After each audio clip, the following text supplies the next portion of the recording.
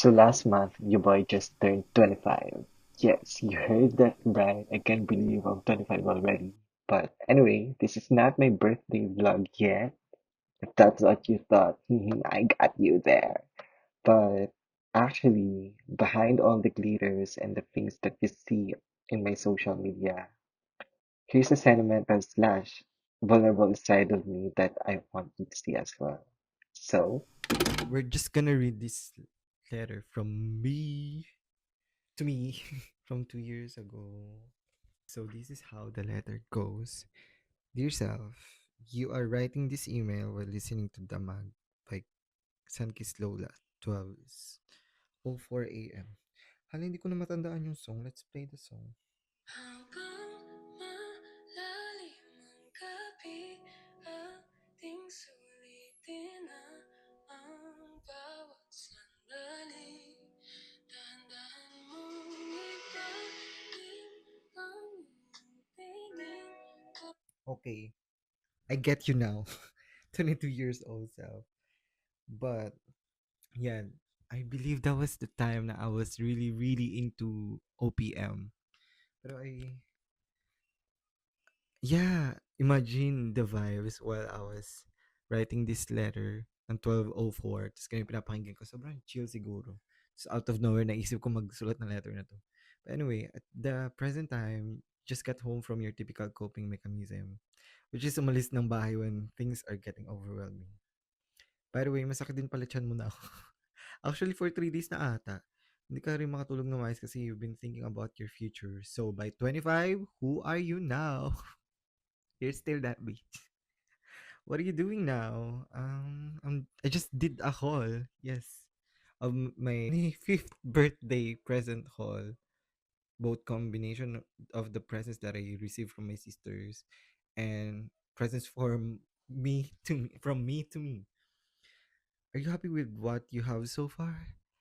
Yes, I am happy with what I have so far. Hala, birthday mo pala ito ni Sked. Happy 25th birthday. I hope you are doing well. Am I doing well? Sana buhay ka pa.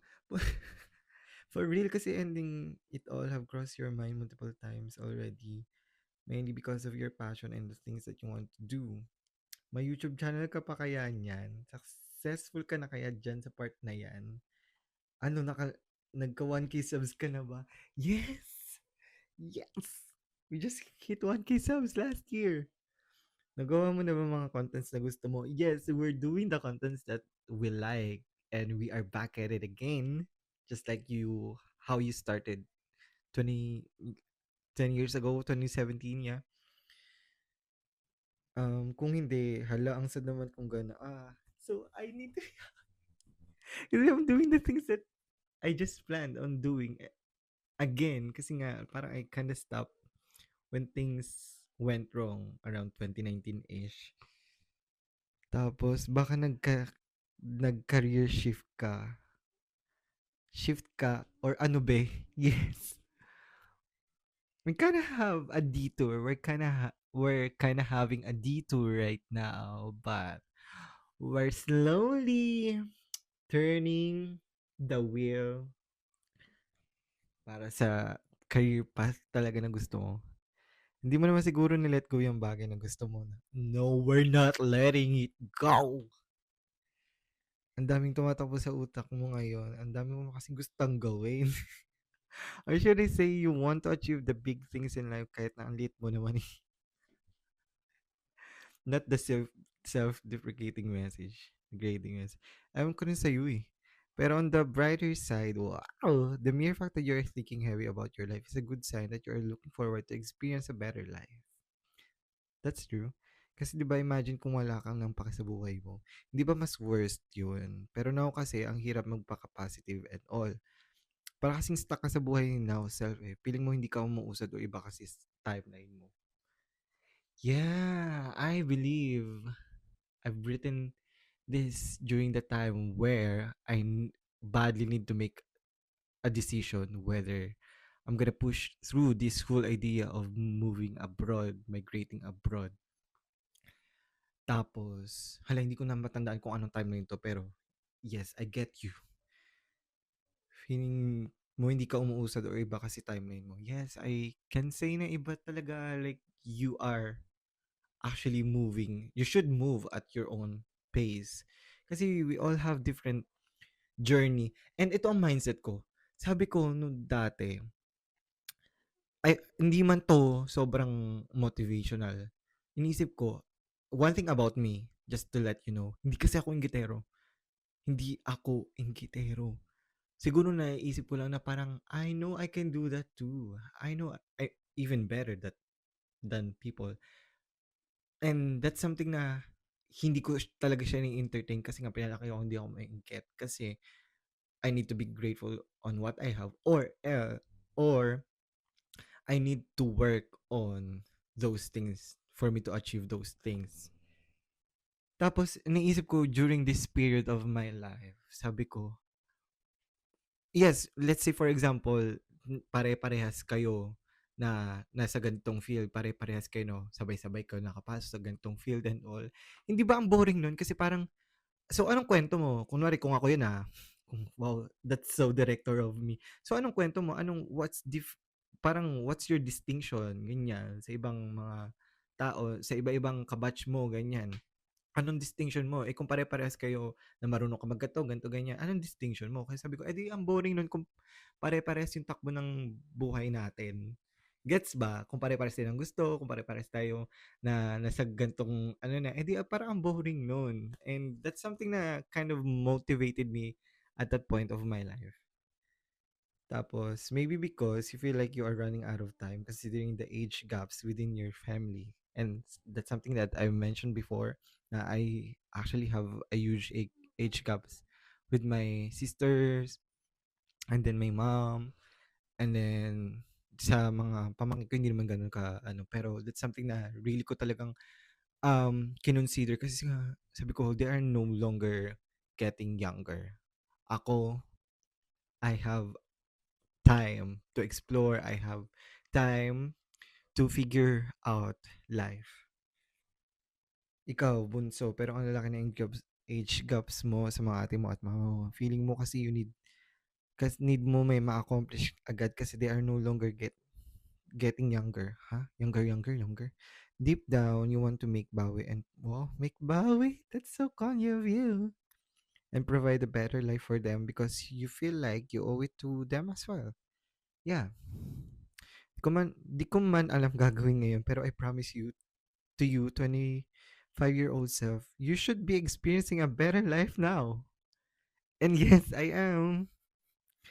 You're 23. Oops, wala pa next month pa. But your 24 self will do anything to make you proud. And I just did. You deserve that. You are going to be proud of your 24 self. Trust me.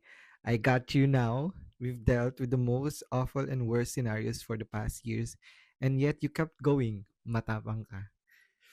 Sige na, feeling ko mahagulgol ka dyan. Smile ka na, pogi. Wow. Ala, maayos na kaya ipin mo by 2026. Hindi pa, pero like, we just, I mean, constant yung pagpa-clean mo ng ipin mo and you got your, tag dito, anong term to? Crook teeth done, and then na-clean na yung teeth mo and wala ka ng bulok, you are technically braces ready. Just the fans, yes. OMG, sana pogi ka na lalo. Baliw, anong gwapo. Ang gwapo mo siguro na. Anyway, sige na. I hope you had a blast in your 25th birthday. I love you. I love you so.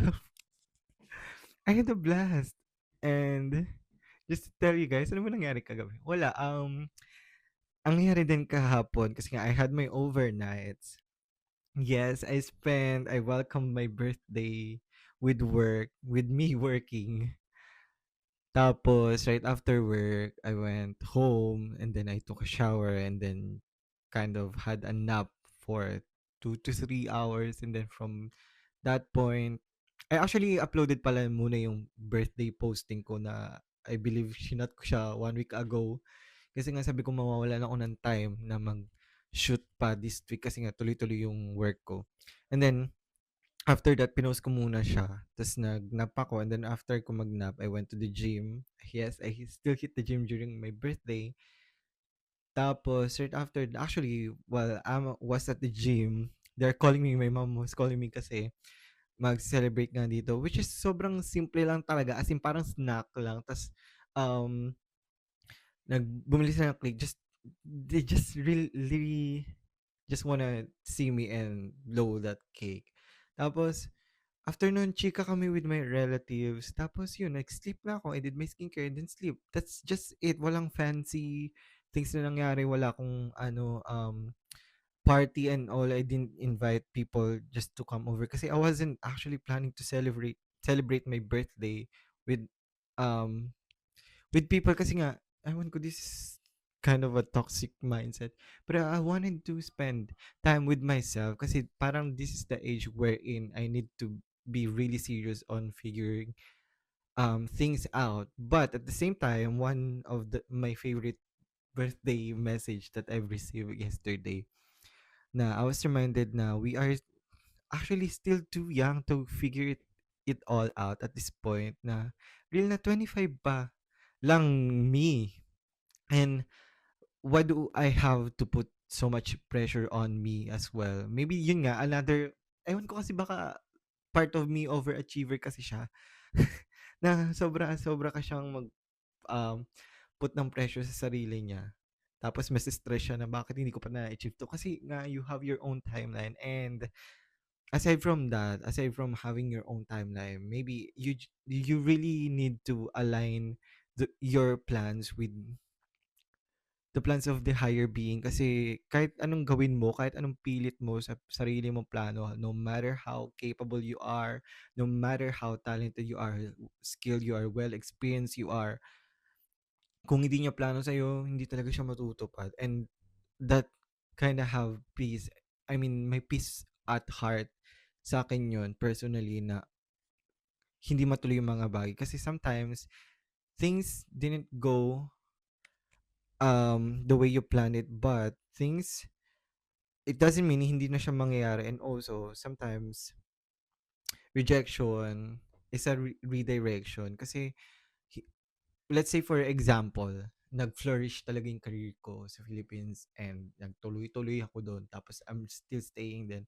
Imagine if I'm living alone in the Philippines, considering, I mean, no offense, I still love the Philippines. I'm still updated with what's happening in the Philippines and it's sad, so sad. Galit pa rin ako. Yes. Imagine if I'm dealing with life sa ganung situation wherein iko-compare ko, let's say, one thing lang, Tra- traffic, kasi that's the recent news, 'di ba? Oil, ganyan. Shortage of oil because of what happened sa Iran, sa Middle East na countries.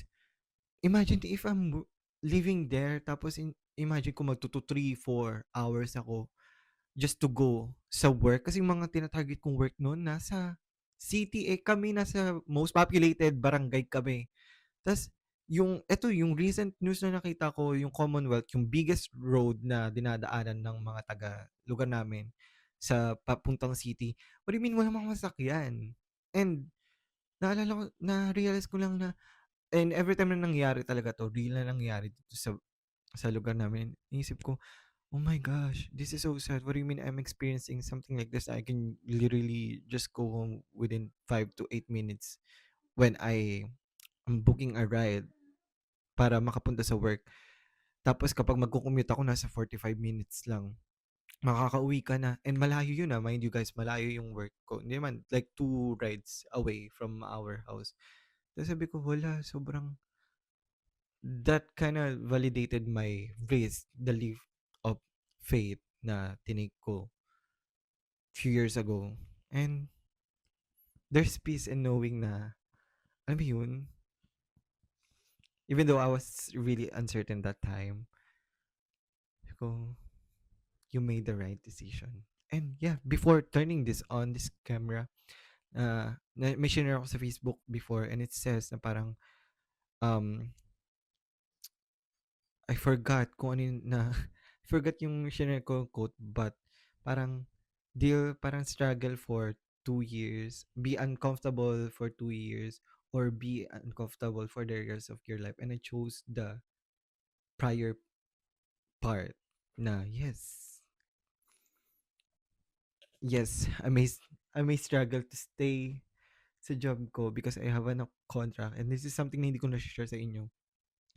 So yeah, I may struggle sa path na sa career na hindi align talaga sa study ko and even sa personality ko and all. Pero I'm making sure naman na I'm doing the best that I can, even though hindi ko naman napapromise talaga I'm going there 100% ng totally 100% feeling 100% ka.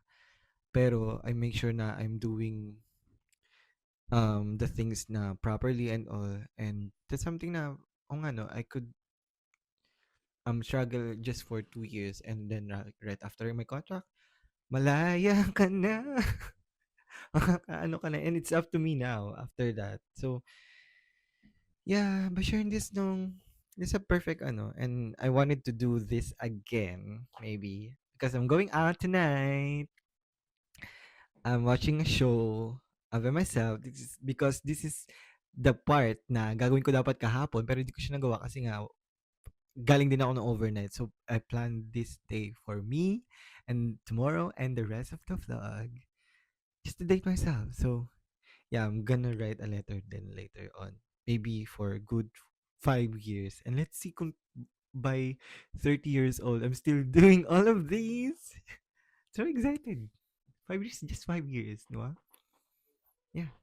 But anyway, should I do this as a separate vlog? Because I never ko share. But yeah, I guess that's it. And I'll see you guys on the next few vlogs. Bye.